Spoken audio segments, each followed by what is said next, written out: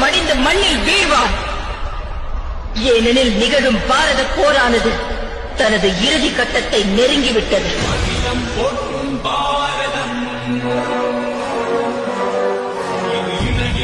கண்டம் எனும் இந்த பூமியில் தர்மமானது நிச்சயம் ஸ்தாபிக்கப்படும்.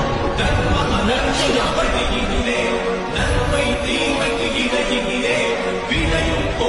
சக்தியம் வென்றிடுவார்.